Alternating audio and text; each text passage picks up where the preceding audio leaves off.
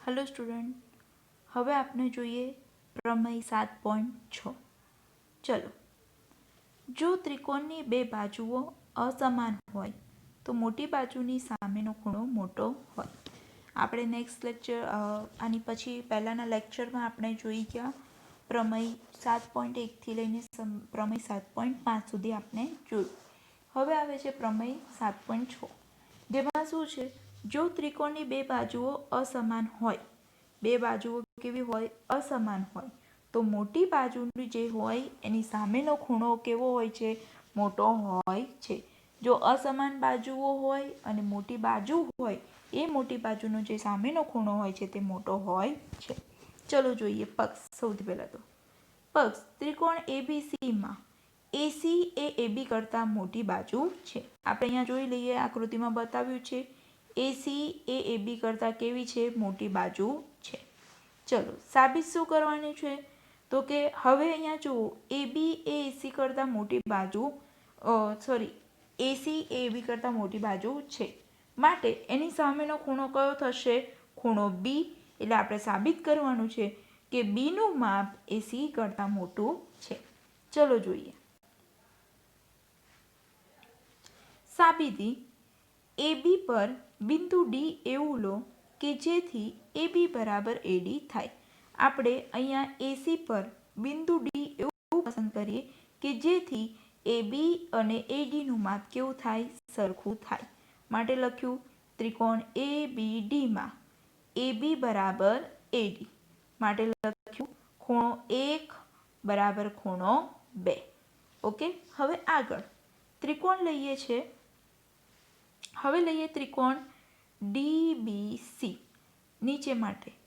ડીબીસીમાં ખૂણો 2 એ બહિષ્કોણ છે અને ખૂણો 3 તેનો અંતઃસન્મુખ કોણ છે। ઓકે, આ ત્રિકોણ માટે ખૂણો ડી જે છે એટલે કે ખૂણો 2 એ શું થઈ ગયો? તો કે આપેલ ત્રિકોણનો બહિષ્કોણ થઈ ગયો અને ખૂણો 3 જે છે એ તેનો અંતઃસન્મુખ કોણ છે। માટે આપણે જાણીએ છીએ કે બહિષ્કોણનું માપ અંતઃસન્મુખ કોણ કરતાં કેવું હોય છે? મોટું હોય છે। માટે લખ્યું કે ખૂણો 2 એ ખૂણા 3 કરતાં મોટો છે। આપણે સાબિત શું કર્યું? તો કે ખૂણો 1 અને 2 કેવા છે? સમાન છે। જો ખૂણો 2 એ 3 કરતાં મોટો હોય તો ખૂણો 1 પણ કેવો હોય? તો કે એના કરતાં મોટો હોય। કેમ? તો કે આપણે આગળ સાબિત કરી ચૂક્યા છે ખૂણો 1 બરાબર ખૂણો 2। સામસામેની બાજુ સરખી તો સામસામેના ખૂણા કેવા થાય? સરખા થાય। આગળનો પ્રમેય આપણે જોઈ ગયા, જેમ કે અહીંયા બે બાજુ આપણે સરખી બતાવી, એબી બરાબર એડી, તો તેની સામસામેના ખૂણા પણ કેવા થાય? સરખા થાય। માટે લખ્યું કે અહીંયા ખૂણો 3 એ કેવો છે? તો કે ખૂણો 3 એ નાનો છે અને 1 એ મોટો છે। હવે જોઈએ ખૂણો 1 વત્તા ખૂણો એક્સ। ખૂણો 1 વત્તા ખૂણો એક્સ બરાબર ખૂણો કયો થશે? તો કે ખૂણો બી। ખૂણા બીનું માપ કેટલું છે? તો કે 1 વત્તા એક્સ જેટલું છે। માટે આપણે સાબિત કર્યું કે 1 વત્તા એક્સ એટલે ખૂણો બી અને ખૂણો સી। આમ અહીંયા જુઓ કે ખૂણો બી એ સી કરતાં કેવો છે? મોટો છે। ઓકે, આગળ જોઈએ પ્રમેય 7.7। કોઈપણ ત્રિકોણમાંથી સૌથી મોટા ખૂણાની સામેની બાજુઓ સૌથી મોટી હોય છે। કોઈપણ ત્રિકોણમાંથી સૌથી મોટા ખૂણાની જે સામેની બાજુ હોય એ સૌથી મોટી હોય છે। પક્ષ ત્રિકોણ એબીસીમાં ખૂણો બી એ સૌથી મોટો ખૂણો છે। આપણે ધારી લઈએ કે ત્રિકોણ એબીસીમાં ખૂણો બી જે છે એ સૌથી મોટો ખૂણો છે, એટલે કે બી એ કરતાં મોટો છે। એટલે એનો મિનિંગ શું થાય?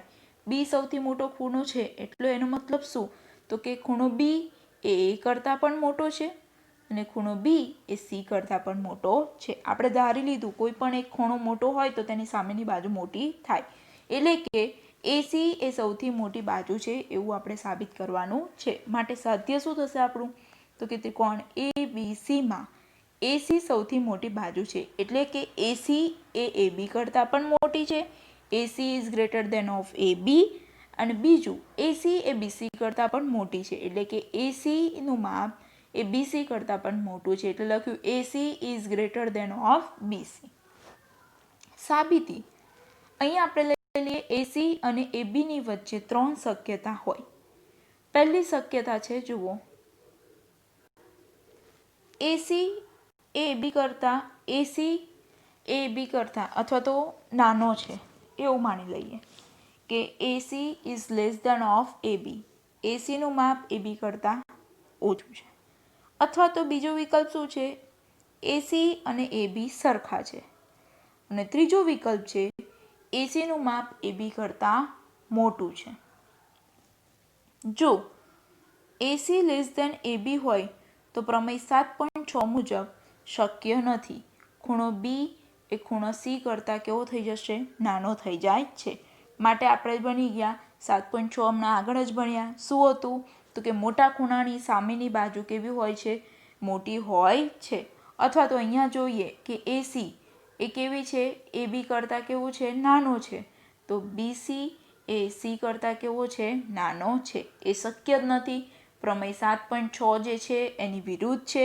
માટે આ પરિણામ ખોટું છે. એટલે પહેલો વિકલ્પ તો ખોટો થઈ ગયો.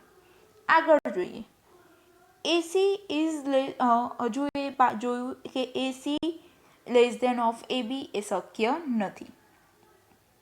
આગળ જોઈએ, જો એસી બરાબર એબી હોય, જો એસી બરાબર એસી હોય તો પ્રમેય 7.2 મુજબ ખૂણો બી બરાબર સી થાય. આ પરિણામ પણ પક્ષની વિરુદ્ધ છે. આપણો પક્ષ શું છે તો કે ખૂણો બી એ સી કરતાં મોટો છે. માટે એસી બરાબર એબી પણ શક્ય નથી. માટે છેલ્લો વિકલ્પ આપણો કયો હતો તો કે આથી છેલ્લો વિકલ્પ એસી એ એબી કરતાં મોટો છે એ આપણો વિકલ્પ સાચો છે. તે જ પ્રમાણે એસી is greater than of BC સાબિત થાય છે. આમ ત્રિકોણ એબીસીમાં એસી એ સૌથી મોટી બાજુ છે. એટલે કે સૌથી મોટી બાજુની સામે સૌથી મોટા ખૂણાની સામેની બાજુ એ સૌથી મોટી હોય છે. ઓકે, આ જોયું આપણે પ્રમેય 7.7. હવે આગળ જોઈએ પ્રમેય 7.8. ત્રિકોણની કોઈ બે બાજુઓનો સરવાળો ત્રીજી બાજુ કરતાં વધારે હોય છે. કોઈ પણ બે બાજુ લઈએ એ બાજુનો સરવાળો તેની ત્રીજી બાજુ કરતાં વધારે હોય છે. એટલે કે છે કે પક્ષ લઈ લઈએ કે ત્રિકોણ એ બી સી આપણને આપેલો છે. સાધ્ય પહેલું લઈ લઈએ કે બે બાજુઓ એબી વત્તા એસી એ બે બાજુઓનો સરવાળો તે બીસી કરતાં કેવો થાય છે, મોટો થાય છે. બીજો વિકલ્પ લઈએ કે AC plus BC greater than of AB, તો કે એસી અને બીસીનો સરવાળો કરીએ તો તે પણ એબી કરતાં મોટો થાય છે. અને ત્રીજું કે બીસી પ્લસ એસી એટલે કે બીસી પ્લસ એસી એનું માપ પણ એસી કરતાં કેવું થાય છે, બીસી પ્લસ એબી એનું માપ પણ એસી કરતાં કેવું થાય છે, મોટું થાય છે. એટલે ટૂંકમાં એવું કહે છે કે કોઈ પણ બે બાજુઓનો સરવાળો કરીએ એ તેની એક બાજુ કરતાં કેવું હોય છે, મોટું હોય છે. દેખીતી વસ્તુ છે. ઓકે, ચલો જોઈએ, સાબિત કરીએ. અહીંયા બી ને એ તરફ લંબાવીને તેના પર બિંદુ ડી એવું લો કે જેથી એડી બરાબર એસી થાય. અહીં આગળ જે ત્રિકોણ એબીસી જ આપણે આપેલો છે, પરંતુ અહીંયા બી ને એ તરફ એવી રીતે લંબાવીએ અને ત્યાં બિંદુ ડી એવું લઈએ કે જેથી ત્યાં આગળ એડી બરાબર એસી થાય.